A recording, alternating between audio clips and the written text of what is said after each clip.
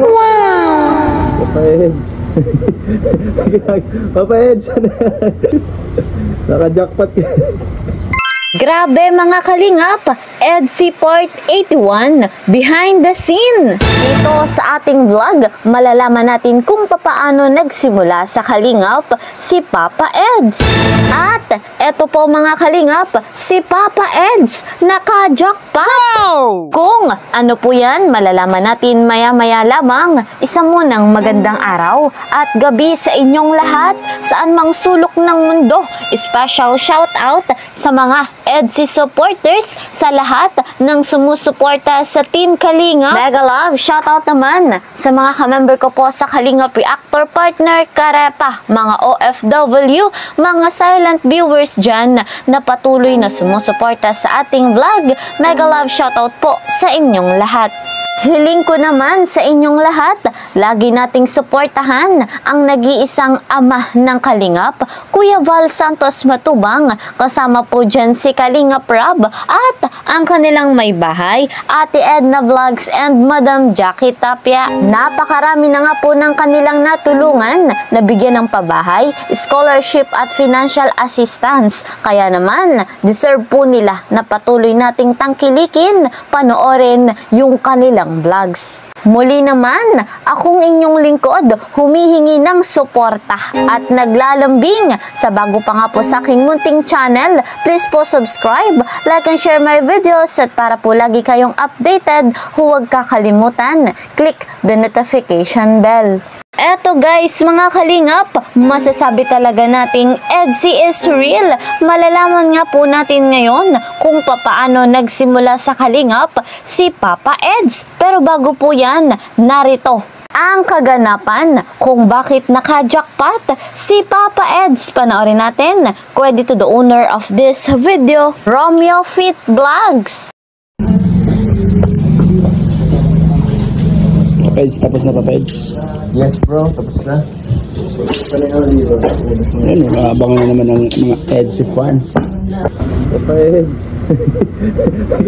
Papa Eds. Naka-jackpot ka. Grabe ang behind the scene ng EDSI. Si Kalingap Edo nga po naka-jackpot, nakaapak ng kung ano. Eto pa guys, ang isang masayang behind the scene ng EDSI sa kanilang TikTok. Kasama dyan ang Kalingap Boys. Panoorin natin ito. Hindi na, no? Wala? Wala kasi kanila. Naghanap ka kanila. Nag-pulmo ka naman ako.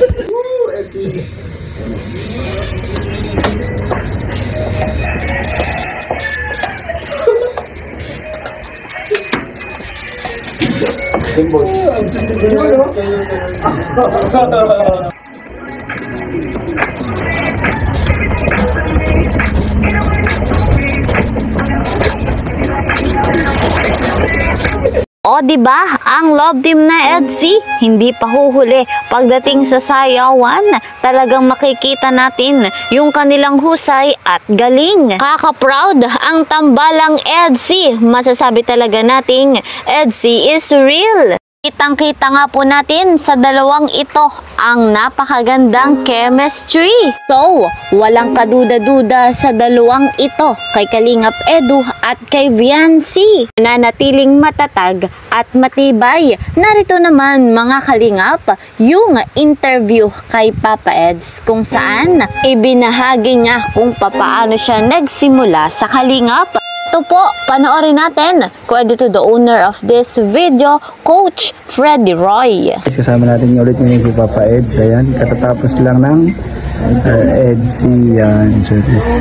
Papa Eds, may kunting tanong lang. Paano ka naging kalingap?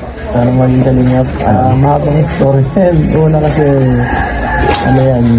dati wala akong COVID pa yun eh. Tapos, kailangan niya, Kalingap Rob ng editor nung una.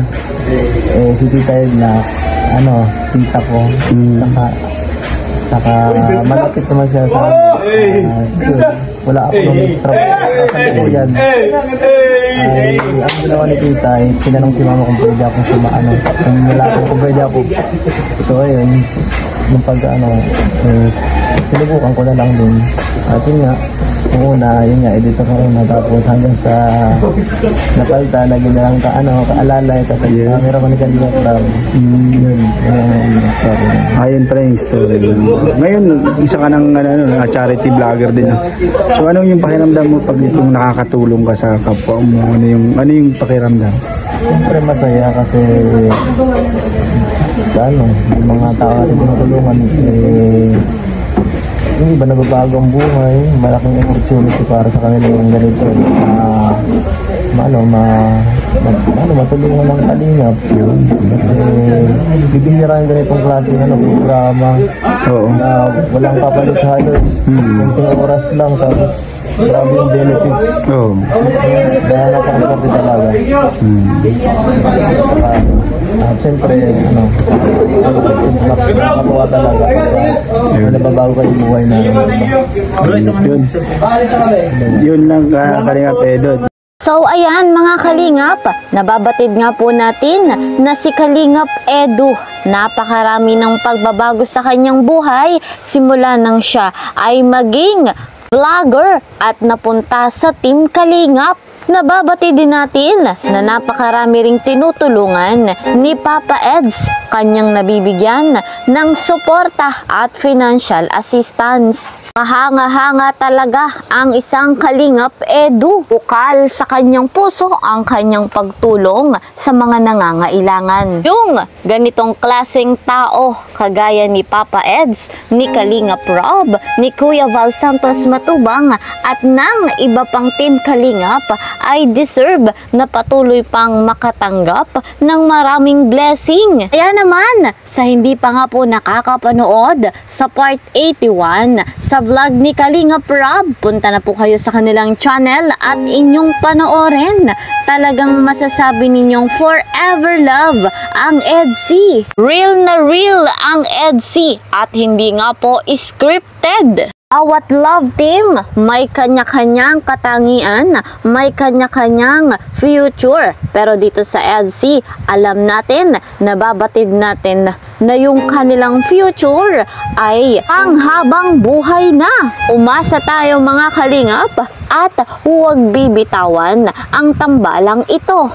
Bagamat napakaraming pagsubok at suliranin, kitang-kita natin sa dalawang ito, kay Papa Eds at kay Viancy, kung gaano nila hinaharap at pinagtatagumpayan. Napakarami pa ng mangyayari sa EDC, kaya po tayong lahat huwag magsasawa na suportahan ang tambalang ito. Sa ngayon, ito po muna ang ating update. See you po sa next video. Mag-iingat po kayo palagi. God bless everyone. God bless Team Kalingap. Bye-bye!